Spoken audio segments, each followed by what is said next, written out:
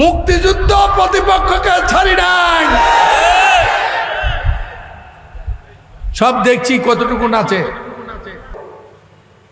এইটি আজকে আর কাটি নেই। এমন আর কষ্ট হয় না যে দেওয়া হে কজে দাঁড়িয়ে আপনার মানা, তাও আমি জানি না, কিন্তু হুজুর আজ একটা বিচার দিয়ে দেয়, এই দাঁড়িয়ে আমি অনেক কষ্ট করে রেখেছি। আপনারা দাঁড়িয়ে রাখতে যত আরাম বোধ করেন, আমি প্রথম দিকে তত আরাম বোধ করিনি। নবীজি খুশি হবেন, আল্লাহ খুশি হবেন, জবাব দিতে পারবো আমার কাছে নবীর সুন্নত আছে, এই জন্য আমি দাঁড়িয়ে রেখেছি। আমি সংসদে কি বলেছি এটার বিচার আমি চাই, কিন্তু আমার দাঁড়িয়ে নিয়ে যারা কটাক্ষ করেছে তাদের বিচার আমি আপনাদের কাছে দিয়ে গেলাম। পীর সাহেবকে যদি মানেন, আমি আপনাদের পীর ভাই।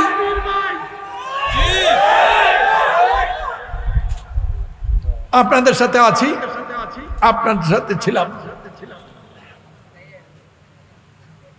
হুজুরের শাহপুর দরবার শরীফের দরবারের আমার যে কোনো ভাইয়ের যে কোনো বিপদে প্রয়োজনে আমি মনিরুল চৌধুরী নিজকে খাতেব হিসাবে উপস্থাপন করলাম, যে কোনো সময় যে কোনো জায়গায় যে কোনো ভাবে আসবে। মিটিং বসে আছে, শুধু হুজুর বসে আছেন মনে করে ভাবলাম সুন্দর চেহারাটা দেখে যে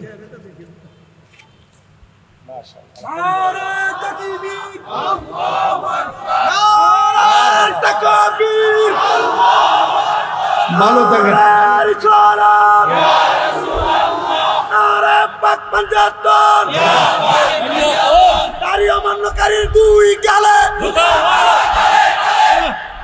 এইসব বলবেন না, তাহলে আপনারও তাই করবেন। কোন মুসলমানকে অপমান করে কথা বলতে পারে না। কে মুসলমান না, সিদ্ধান্ত নেবেন আল্লাহ পাক। খবরদার, বিচার দিয়েছি অর্থ একজন মুসলমান কে অপমান করবেন, ছোট বানাবেন, এই রাজনীতি আমি করি না। এরকম ধরনের স্লোগান দেবেন না। বিচার আল্লাহর কাছে দিয়েছি, বিচার হুজুরের কাছে দিয়েছি। আমি বিশ্বাস করি আল্লাহ পাক বিচার করবেন। তবে একটি কথা বলি, একদিন আমার মন খারাপ ছিল,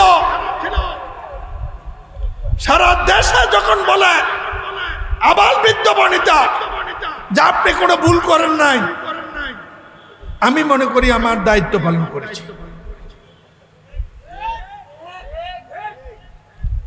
কথা বাড়াবো না, আরেকদিন দেখা হবে। আপনাদের সাথে সম্মতি জানাতে এসেছি, হুজুর হুকুম করেছেন হাজির হলাম, থাকতে পারলাম না, মাফ করে দিয়েন। আমার সভাপতিকে নিয়ে আসছি মহানগরের, আবুকে দোয়া করবেন। যারা আমাকে আসতে এতক্ষণ ধৈর্য ধরেছেন, আমি আপনাদেরকে আবারও সালাম জানিয়ে আমাকে আপনাদের একজন সহকর্মী হিসাবে কাফেলায় যোগদান করার মেনে নিলে আমি খুশি হব। কথা বলবো, মনিরুল হক চৌধুরী আল্লাহ গুনাহগার মানুষ পাঠিয়েছে, আইয়ুবকে ছাড়ি নাই,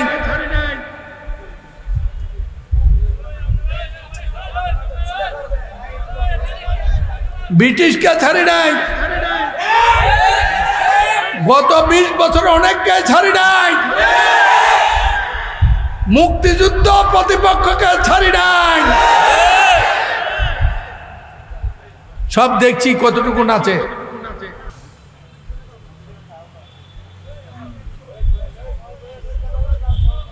শুধু এই কথা বলবো, হুজুর আমি গুনাহগার মানুষ, আমার চেয়ে বড় গুনাহ এই দুনিয়াতে নাই। কিন্তু আমি বিশ্বাস করি আল্লাহ আমার মালিক। নবী করিম সাল্লাল্লাহু আলাইহি ওয়াসাল্লাম আমার নবী।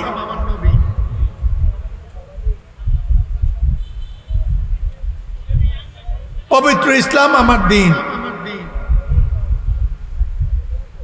এই পরিচয় একজন মুসলমানের জন্য যথেষ্ট হওয়া উচিত।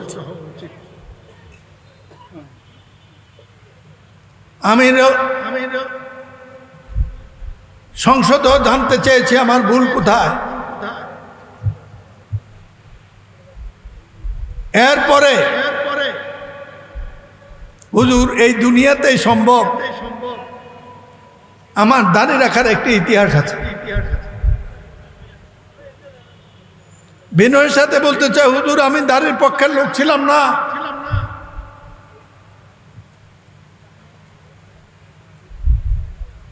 কিন্তু আমি মুসলমানের সন্তান, আমি একজন মুসলমান ছিলাম।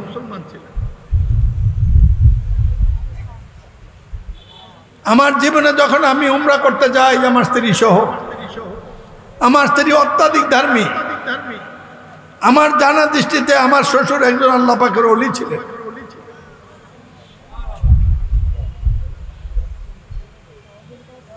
আমার বিয়ে দেবেন আমার কাছে ফাতেমা আলী পুষ্য হুজুর গোবিন্দপুর। আমার শ্বশুর ওনাকে মানতেন। উনি বেড়াতে গেছেন, ওনাকে জিজ্ঞেস করলে আমি বিপদে পড়েছি, ছেলেটা ভালো নামাজ পড়ে না। হুজুর বললে যে কালকে আসেন। কালকে গেছে, বলে যে মহমুদুর সাহেব আমি দেখেছি বিয়ে দিয়ে দেন। পরের কথাটা আর বলবো না, আমি ভালো হবো না খারাপ হবো, কারণ ভালো আমি এখনো হইতে পারি নাই, চেষ্টা করছি।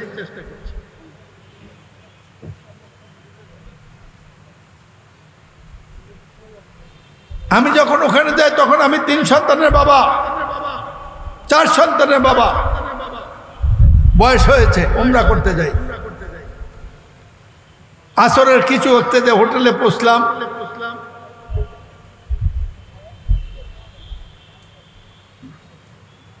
হেরাম শরীফে তখন নামাজ হয়ে গেছে, মসজিদে নববীতে মদিনা শরীফে।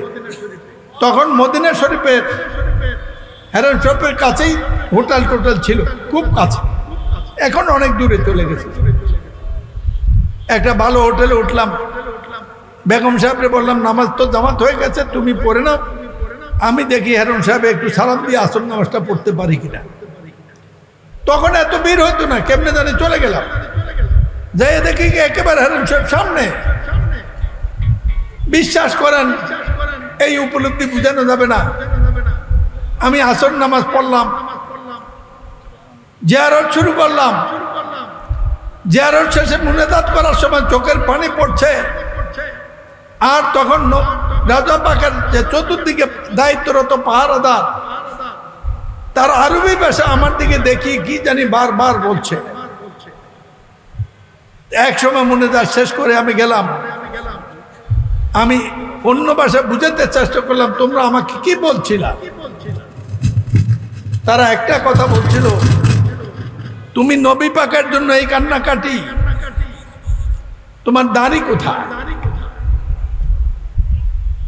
শরম পেলাম। তারপরও কমজোর ইমানদার মানুষ তো, 2-1 বার শরম পেলে কি কোনো কিছু হয়। পরের দিন সকালে আমার সাথে আমার শালা একজন, তিনিও একজন দিনের খাদেম, ভালো মানুষ, কোরআনে হাফেজ, বলল যে আজকে আবার উমরা করবো আমরা। আমি কি করতে হবে? কয় আয়েশা মসজিদ যেতে হবে, আবার বেঁধে টেঁধে আসতে হবে। আমি কি কয় ভাই সাহেব গোসল করে নেন। গোসল করতে গেছি, বাথরুমে রেজার দেয়া আছে, শেভ করব, দাড়ি টানতেছি, ফোম দেয় দাড়ি টানি, দাড়ি কাটে না। 3 বার চেষ্টা করলাম, তারপর রেজারটা ফেলে দেব, ফেলে দিতে যাইয়ে দেখি মূল কারণ হইল ওয়ান টাইম রেজারের উপর যে কাভার দেওয়া আছে, এই কাভারে আমি খুলিনি। আল্লাহ বোধ চায় না আমি দাড়ি কাটি, যা কাটবো।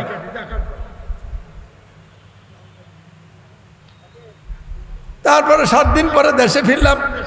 এই সদর দক্ষিণ উপজেলা বানানোর জন্য একটা ইয়েতে গেলাম, ক্যাবিনেট সেক্রেটারির কাছে, সবচেয়ে বড় সরকারি কর্মকর্তা।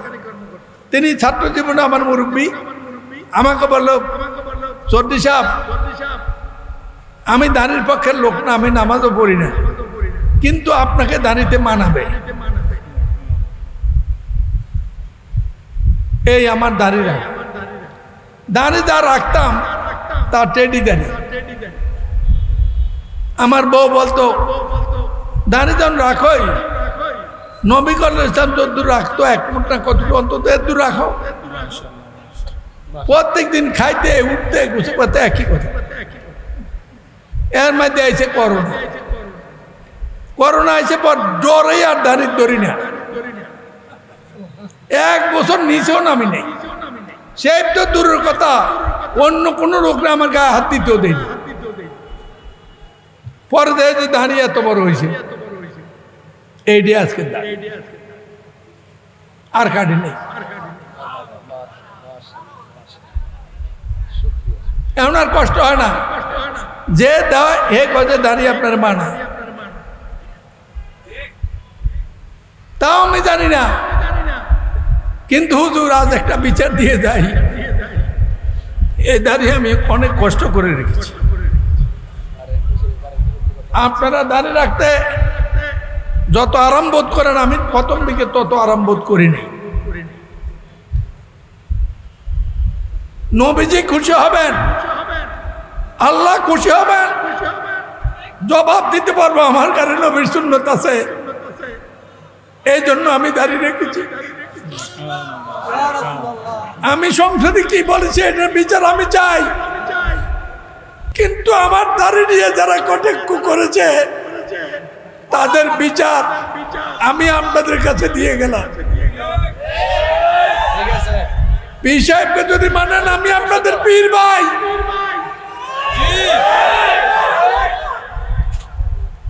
আপনাদের সাথে আছি, আপনাদের সাথে ছিলাম। হুজুরের শাহপুর দরবার শরীফের দরবারের আমার যে কোনো ভাইয়ের যে কোনো বিপদের প্রয়োজনে আমি মনিরুল চৌধুরী নিজকে খাতেব হিসাবে উপস্থাপন করলাম, যে কোনো সময় যে কোনো জায়গায় যে কোনো ভাবে আসবে। মিটিং বসে আছে, শুধু হুজুর বসে আছেন মনে করে ভাবলাম সুন্দর চেহারাটা দেখে যায়।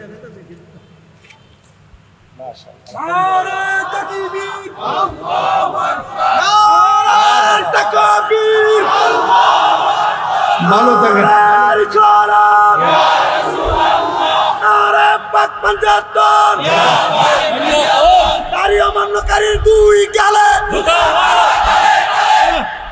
এইসব বলবেন না, তাহলে আপনারও তাই করবেন।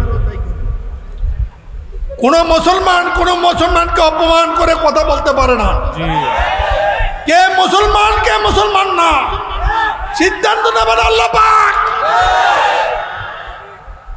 খবরদার, বিচার দিয়েছি অর্থ একজন মুসলমান কে অপমান করবেন, ছোট বানাবেন, এই রাজনীতি আমি করি না। এরকম ধরনের স্লোগান দেবেন না। বিচার আল্লাহর কাছে দিয়েছি, বিচার হুজুরের কাছে দিয়েছি। আমি বিশ্বাস করি আল্লাহ পাক বিচার করবেন। তবে একটি কথা বলি, একদিন আমার মন খারাপ ছিল, সারা দেশে যখন বলে আবাল বৃদ্ধ বনিতা যে আপনি কোনো ভুল করেন নাই, আমি মনে করি আমার দায়িত্ব পালন করেছি।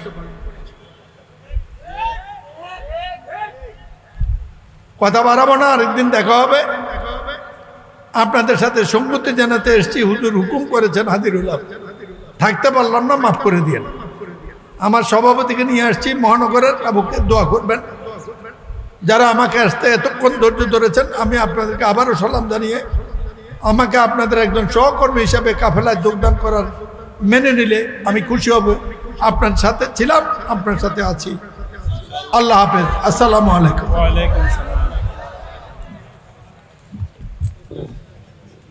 আমাদের সম্মানিত এমপি মহোদয়কে ক্যাশ দিচ্ছেন আমাদের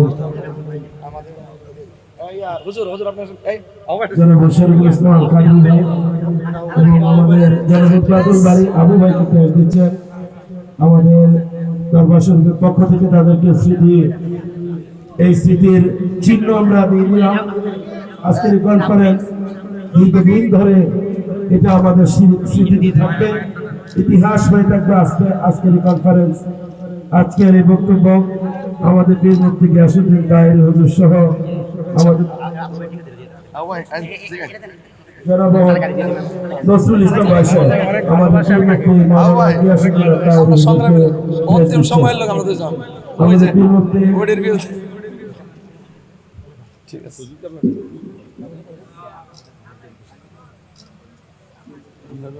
প্রতিবাদ করছি সেটা কথা বলছিল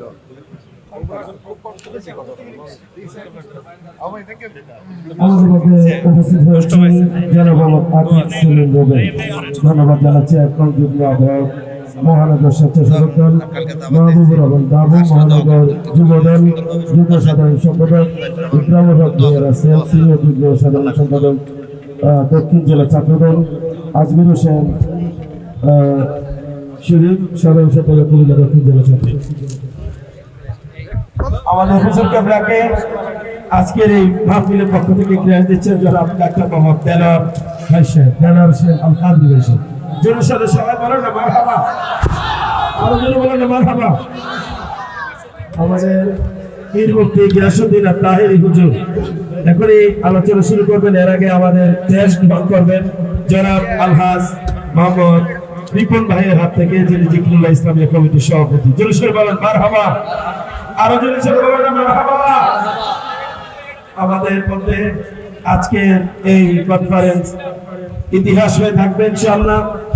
অনেক পরিশ্রম করে যারা আজকের এই কাজগুলো করেছেন তাদের যা যা দুনিয়া আখিরাত আল্লাহ দান করুন। আমার ভাইরা, এই মুহূর্তে আপনারা উপস্থিত যারা রয়েছেন তারা বুঝতেই পারছেন এই মুহূর্তে আলোচনা তাকরীর পেশ করছেন আমাদের সুন্নি জামাতের হৃদয়ের এক অনন্য স্থান যিনি দখল করে আছেন। টেকনাফ থেকে তেতুলিয়া শুধু নয়, বাংলাদেশের বর্ডার পার হয়ে যিনি বিশ্ব মঞ্চের মধ্যে